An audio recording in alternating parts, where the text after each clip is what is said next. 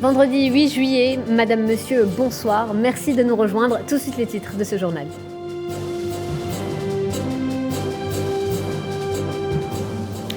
À la veille de l'Eid al-Adha, 1 million de fidèles musulmans, dont 850 000 étrangers, ont convergé vers le mont Arafat. En Arabie Saoudite, l'atmosphère était à la piété. L'émotion se lisait sur les visages des pèlerins.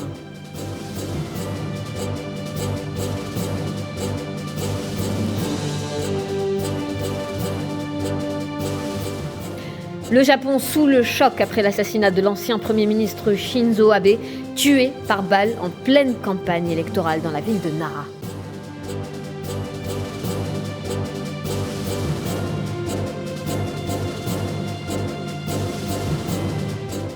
Russie, le président russe Vladimir Poutine dénonce la prochaine livraison d'armes en Ukraine en signalant que la Russie ne refusait pas les pourparlers de paix.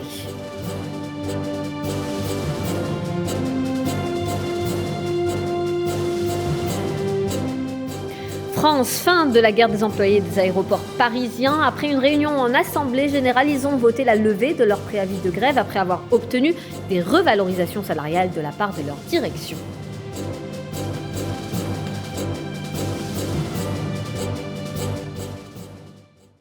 Et dès les premières lueurs du jour, ils étaient 1 million de fidèles musulmans, dont 850 000 étrangers à converger vers le mont Arafat en Arabie Saoudite, point culminant du Hajj ce vendredi pour prier.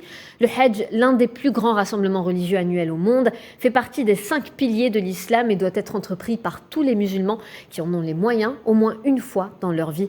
Ce matin, l'atmosphère était à la piété et l'émotion se lisait sur les visages des pèlerins 2 ans après les restrictions imposées par la pandémie de la Covid-19. Retour sur cette journée sacrée aux différents symboles religieux avec Souhila Akilal. Dans une atmosphère de piété et de recueillement, les pèlerins venus des 4 coins du monde se sont rassemblés ce vendredi pour prier sur le mont Arafat, point culminant du Hajj. Le prophète, que le salut soit sur lui, disait « Al-Hajju Arafat ». 1 million de fidèles musulmans ont été autorisés à faire le pèlerinage cette année, alors qu'ils n'étaient que quelques milliers les 2 dernières années à cause du Covid. C'est un sentiment très agréable. Je n'ai jamais pensé pouvoir me trouver ici un jour. C'est un cadeau du bon Dieu. J'espère que tous ceux qui le souhaitent pourront venir un jour le faire, grand et petit. Indescriptible. Mon sentiment est indescriptible. C'est un rêve qui se réalise, Dieu merci. Que Dieu récompense la nation musulmane et tous les Algériens. Les pèlerins avaient passé la nuit dans des tentes installées dans la vallée de Mina, à 7 km de la grande mosquée de la Mecque, la ville la plus sacrée de l'islam, avant d'entamer leur ascension ce matin dès l'aube. Après le coucher du soleil, les pèlerins se sont rendus à Muzdalifa, à mi-chemin entre Arafat et Mina, où ils dormiront à la Belle Étoile avant de célébrer demain Eid al-Adha, la fête du sacrifice. Les pèlerins accompliront également la cérémonie de Ramil Jamarat, lapidation symbolique du diable, puis ils effectueront un dernier tawaf autour de la Kaaba. Le Hajj est le 5e pilier de l'islam et l'un des plus grands rassemblements religieux annuels au monde. Et on va rester en Arabie Saoudite pour s'intéresser à l'économie et les richesses que peuvent drainer les Hajjis. Car oui, après le secteur des hydrocarbures, c'est la seconde source de revenus du pays. Le Hajj et la Umrah rapportent plusieurs dizaines de milliards de dollars au royaume saoudien chaque année. Mohamed Wali Ben Jaben. Pour la première fois depuis 2019, la Mecque, ville la plus sainte de l'islam, a accueilli 1 million de fidèles pour l'accomplissement du Hajj, grand pèlerinage. Le retour des pèlerins étrangers cette année fait la joie des hôteliers, restaurateurs et commerçants privés de revenus pendant 2 saisons à cause de la pandémie Covid-19. Les 2 principaux pèlerinages musulmans, le Hajj et la Umrah, rapportent en temps normal plus de 15 milliards de dollars par an à l'Arabie saoudite. Pour les autorités, c'est un business juteux qui alimente les caisses du royaume. Riyad a misé sur cette période de Hajj pour gonfler ses caisses, sachant que le pèlerinage est la seconde source de revenus du royaume saoudien après le pétrole. Il s'agit d'un segment économique à même de constituer une ressource financière très importante pour le trésor saoudien qui rapporte cette année plusieurs dizaines de milliards de dollars. Le Hajj constitue donc une manne financière non négligeable pour le royaume saoudien. D'ici à une dizaine d'années, l'Arabie saoudite souhaite accueillir 30 millions de pèlerins afin de dynamiser le secteur économique du royaume. On va s'intéresser à l'art de broder des versets du Coran avec du fil en or ou en argent, le taksib, et direction le Vieux-Caire en Égypte où une famille perpétue l'héritage de ce métier ancestral vieux de plus de 100 ans. Amira Bédia. Il y a 100 ans, les créations de la famille Ahmed Othman étaient envoyées vers la Mecque en grande pompe pour y recouvrir la Kaaba, l'édifice cubique vers lequel se tournent les musulmans du monde entier pour prier. Aujourd'hui, à l'image de celle que ses aïeux qui confectionnaient pour la Mecque, Ahmed Othman brode une épaisse étoffe noire de versets coraniques avec des fils d'or. Mon grand-père a cousu le costume du roi égyptien. En même temps, il cousait des écussons militaires pour l'armée égyptienne et la plupart des armées des pays arabes. Cela fait plus de 150 ans que la famille est dans ce métier et nous essayons de poursuivre notre histoire, notre artisanat et notre profession. Nous l'aimons car sa valeur spirituelle est inestimable et cela vaut plus que n'importe quel autre gain matériel. Ici, de père en fils, depuis plus d'un siècle, on pratique le taksib, l'art de broder des versets du Coran avec du fil en or ou en argent. Là qui soit cette étoffe noire de 658 mètres carrés en soie naturelle brodée d'or ou d'argent et changée chaque année pour le Hajj. La plupart des clients de la famille Othman veulent une réplique jusque dans les moindres détails. De fil en aiguille et malgré toutes les difficultés économiques, M. Othman est déterminé à maintenir cet héritage dans son atelier.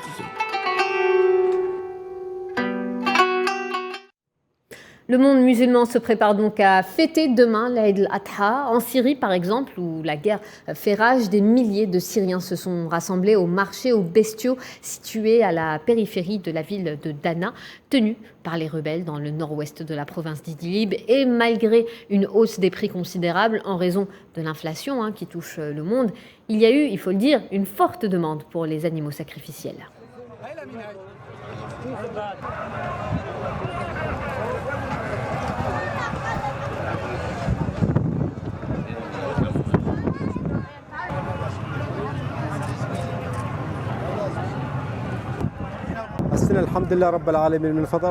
Cette année, heureusement, il y a une forte demande pour les animaux sacrificiels. Que Dieu accepte les sacrifices des gens.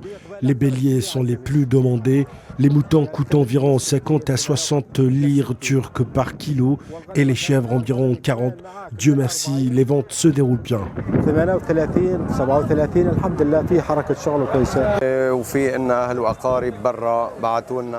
Nous avons des parents vivant à l'étranger qui nous ont envoyé de l'argent pour acheter des animaux sacrificiels et les distribuer au reste de la famille. Car les gens n'ont pas les moyens d'acheter de la viande. Certains d'entre eux ne peuvent manger de la viande qu'une fois par an lors de la fête. Et on pouvait voir les mêmes scènes en Turquie, pays frontalier avec la Syrie, où des millions de Turcs se sont rendus tout au long de ce mois sur les marchés aux bestiaux pour trouver un animal à sacrifier. Les clients qui recherchent de la viande à Istanbul affirment qu'ils veulent non seulement accomplir un devoir religieux, mais aussi fournir un peu de viande à leur famille et à leurs voisins. Certains d'entre eux ont peu ou pas profité de cette denrée en raison de l'inflation galopante.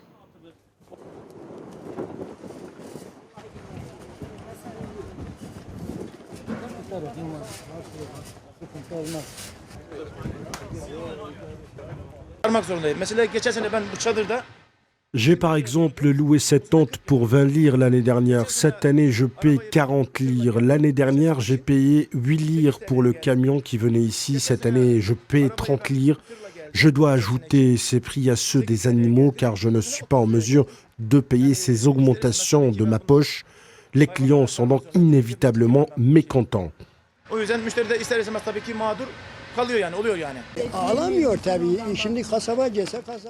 Les gens, bien évidemment, n'ont pas les moyens d'acheter. Si les gens vont chez un boucher, ils trouvent 1 kilo de viande vendue à 150 lires. Les gens pensent donc que s'ils découpent un animal, ils peuvent à la fois distribuer sa viande aux pauvres et manger quelques kilogrammes de viande. Les gens cherchent à la fois à bénéficier de la viande et à obéir aux ordres d'Allah. Ainsi, chacun agit en fonction de son budget. Et le Pakistan n'est pas en reste, lui aussi. Les affaires sont plus calmes que d'habitude sur l'un des plus grands marchés aux bestiaux du pays. Et pour cause, la crise économique qui a empêché les clients d'acheter des vaches, des moutons et des chèvres pour la fête musulmane.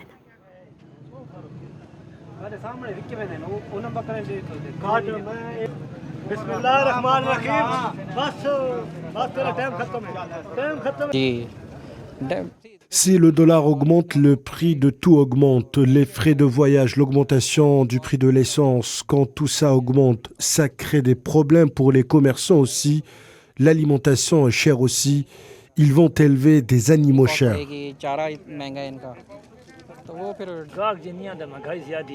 Les clients ne viennent pas, l'inflation est si élevée que les clients n'ont pas de pouvoir d'achat. Ça a coûté cher d'élever ces chèvres. Nous ne pouvons pas les vendre à bas prix. Tout est cher, l'alimentation est chère, le blé est cher, le prix du camion a doublé, donc il ne nous reste plus rien. Et on en arrive à présent au fait marquant du jour. Le Japon est sous le choc depuis ce matin. L'ancien Premier ministre du pays, Shinzo Abe, a été assassiné en pleine campagne électorale dans la ville de Nara. Il a d'abord été grièvement blessé par balle avant de décéder. L'homme responsable de ce meurtre a été interpellé par les services de sécurité. Amin Touta. Un discours inachevé et une fin de vie terrible pour l'ex-premier ministre japonais Shinzo Abe. Le chemin vers le scrutin électoral n'ira pas au bout pour l'ancien chef de gouvernement. Assassiné ce vendredi en plein meeting à Nara, au centre d'Honshu, Shinzo Abe a été touché par balle et a succombé à ses blessures quelques heures plus tard. L'assaillant présumé serait un Japonais de 41 ans, ayant effectué par le passé une carrière de militaire à la marine japonaise. Nous avons procédé à une transfusion sanguine et essayé d'arrêter l'hémorragie, mais il n'a malheureusement pas survécu. Une première dans le pays du soleil levant. Ce drame est vécu comme un choc pour tous les Japonais et sur la scène internationale. Âgé de 67 ans, le natif de Nagato avait quitté ses fonctions à la tête du pays il y a environ 2 ans, après avoir battu le record de longévité comme chef de gouvernement du Japon de 2006 à 2020. Shinzo Abe s'est fait surtout connaître avec sa politique surnommée Abenomics, un mot qui se réfère à sa politique économique lancée depuis 2012. Une orientation axée sur les relances budgétaires et les réformes structurelles, ainsi que l'assouplissement monétaire. Sur le plan géopolitique, l'ancien Premier ministre a tenté de renforcer la place du Japon en endossant un rôle de médiateur mondial. Sa dernière année de gouvernance était perturbée par une gestion controversée de la pandémie du Covid-19 et par des affaires de corruption touchant son entourage. Shinzo Abe avait quitté le pouvoir à la fin de 2020 pour des raisons de santé, mettant fin à 3 décennies d'engagement et de vie politique. Et la communauté internationale n'a pas tardé à réagir ce matin après l'assassinat de l'ancien Premier ministre japonais Shinzo Abe, d'Olaf Scholz à Mario Draghi, d'Ursula von der Leyen à Charles Michel. La consternation était la même.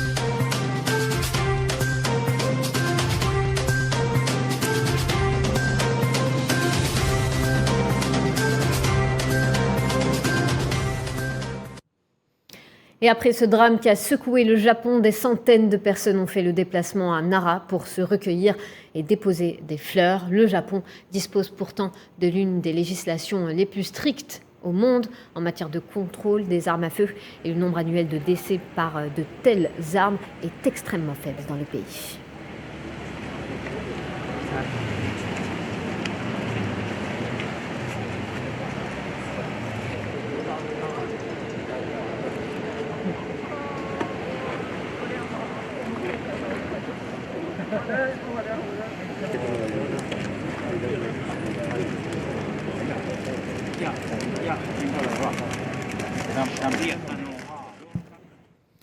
Et nous suivrons l'actualité donc du meurtre de l'ancien Premier ministre japonais Shinzo Abe dans nos prochaines éditions. Décès aujourd'hui de l'ancien président angolais José Eduardo dos Santos ce matin à l'âge de 79 ans en Espagne. Il a été hospitalisé le 23 juin dernier dans la clinique de Barcelone depuis un arrêt cardiaque. José Eduardo dos Santos avait dirigé l'Angola pendant 38 ans. L'exécutif angolais s'est exprimé et on pouvait lire dans le communiqué, je cite, que l'exécutif s'incline avec le plus grand respect et la plus grande considération sur cette figure historique qui a présidé pendant de nombreuses années avec clarté et humanisme de la nation angolaise à des moments très difficiles.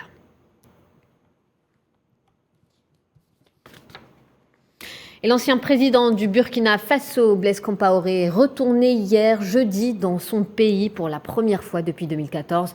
Il a voyagé depuis Abidjan dans un avion mis à sa disposition par la présidence ivoirienne qui a atterri à la base militaire de Ouagadougou en début d'après-midi hier.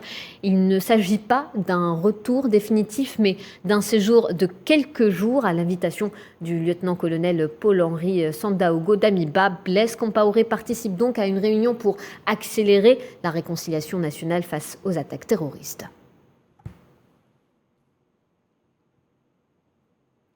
Et en Afrique du Sud, le gouvernement promet de traquer les cerveaux des émeutes de 2021.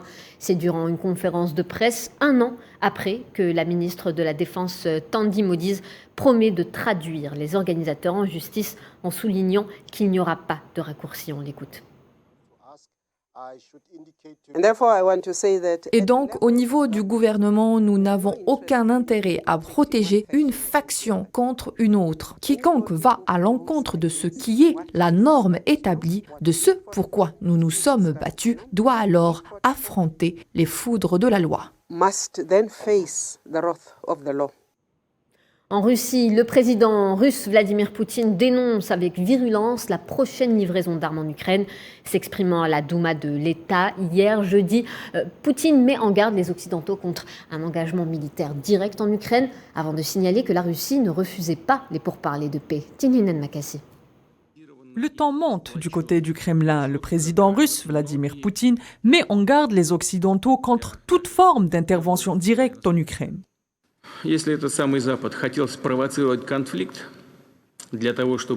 Si l'Occident voulait provoquer un conflit pour passer à une nouvelle étape dans la lutte contre la Russie, une nouvelle étape dans l'endiguement de notre pays, alors nous pouvons dire qu'il a réussi d'une certaine manière. Alors la guerre a été déclenchée, les sanctions ont été imposées. Dans des circonstances normales, cela aurait été difficile à faire. Mais je tiens à souligner qu'ils ont déjà perdu depuis le début de notre opération spéciale, parce que le début de celle-ci signifie le début d'une rupture fondamentale de l'ordre mondial à la manière américaine. C'est le début de la transition de l'égocentrisme libéral mondialiste américain vers un monde véritablement multipolaire. Le cours de l'histoire est inexorable et les tentatives de cet Occident collectif d'imposer son nouvel ordre mondial au monde, ces tentatives sont vouées à l'échec.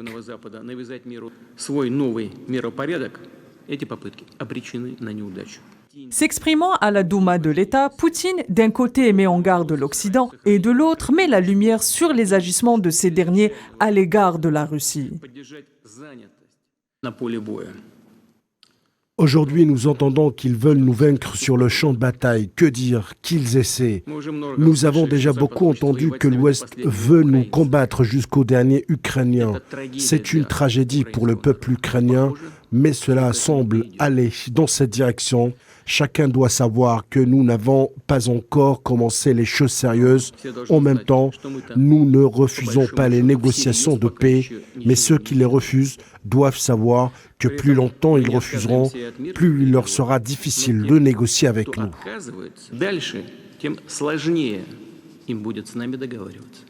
Bien que le président russe ait haussé le ton, Vladimir Poutine n'exclut pas d'éventuels pourparlers ni une solution de la paix. Et direction Bali en Indonésie où la ministre indonésienne des Affaires étrangères Retno Marsudi appelle à la fin du conflit en Ukraine, à l'ouverture d'une réunion des chefs de la diplomatie du G20. L'Indonésie, qui veut maintenir une position de neutralité en tant que pays hôte du G20, a confirmé son invitation au ministre des Affaires étrangères russe. Le pays a aussi invité son homologue ukrainien Dmytro Kuleba qui participera en ligne. Il est de notre responsabilité de mettre fin à la guerre le plus tôt possible et de régler nos différends à la table de négociation et pas sur le champ de bataille. Et on reste à Bali où le secrétaire d'État des États-Unis Anthony Blinken a refusé de rencontrer le ministre russe des Affaires étrangères Sergei Lavrov en marge d'une réunion du G20. Lavrov réagit et affirme que la Russie ne courra pas après Washington pour des pourparlers. Ce n'est pas nous qui avons abandonné les contacts, ce sont les États-Unis. C'est tout ce que je peux dire. Nous n'allons pas courir après n'importe qui suggérant une rencontre. S'ils ne veulent pas discuter, c'est leur choix. En France, fin de la grève des employés des aéroports parisiens. Ils se sont réunis en assemblée générale à quelques heures avant le début des vacances d'été et ont voté la levée de leur préavis de grève après avoir obtenu des revalorisations salariales de la part de leur direction. Une augmentation générale de 3% pour tous les employés du groupe ADP a été décidée. Au niveau du SMIC. Pour les horaires de nuit, s'il y en a qui sont en nuit, qui ne seront pas là, quoi. On espérait 6% d'augmentation générale. Bon, après, on est dans une négociation. On a obtenu, on va dire, c'est peut-être mitigé, mais comme les assemblées générales de grévistes et les syndiqués ont approuvé cette proposition, on respecte les choix démocratiques et on approuvera aussi l'accord qui est proposé. La direction elle a compris qu'elle, dans ce bras de fer, tout le monde avait à y perdre.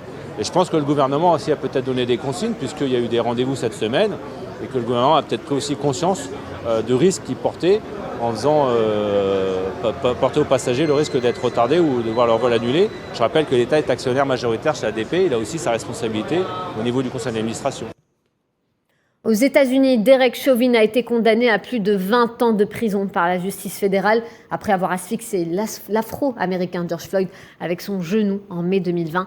L'ancien agent de 46 ans avait déjà été condamné à 22 ans et demi de réclusion par la justice de l'État du Minnesota, mais il a fait appel de la sentence et la peine fédérale concomitante est quant à elle définitive puisqu'elle découle d'un accord de plaidé coupable. Le 25 mai 2020, cet agent de la police de Minneapolis était resté agenouillé sur le cou de George Floyd pendant près de 10 minutes. La scène, filmée et mise en ligne, avait déclenché d'immenses manifestations contre le racisme et les violences policières dans le monde.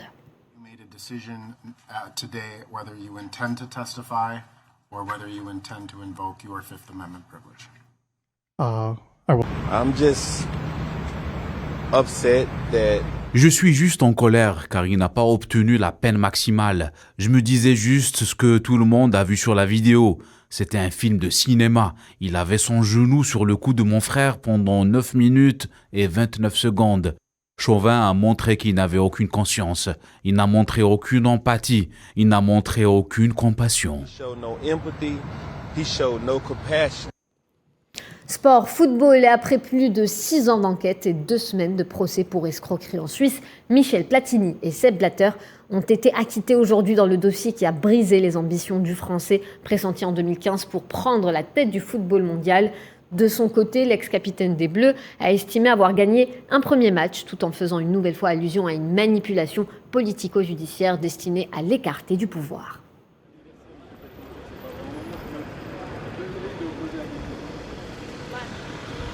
suis pas très surpris, puisque c'est ce que je dis depuis 7 ans. Maintenant, vous vous êtes aperçu pendant toute la durée du procès ce que c'était cette année, et ce qui était la vérité. Et le tribunal, aujourd'hui, a expliqué ce que c'était la vérité. Donc je suis très heureux que finalement la vérité arrive après 7 ans de manipulation, de mensonges et d'injustice. Et l'ancien président de la FIFA, Sepp Blatter, s'est dit à son tour heureux à la sortie d'un tribunal suisse et estime qu'il était temps que justice soit faite. On écoute. Pendant 7 ans maintenant, j'étais comme en préventive parce qu'on m'a dit, on a ouvert un cas du tribunal pénal contre moi. On le finit aujourd'hui, 7 ans après. Je suis content. Je remercie maintenant ce tribunal qui était composé là, tribunal fédéral, mais c'était le moment. 44 ans de travail à la FIFA, et c'est aussi bon pour la FIFA, puisque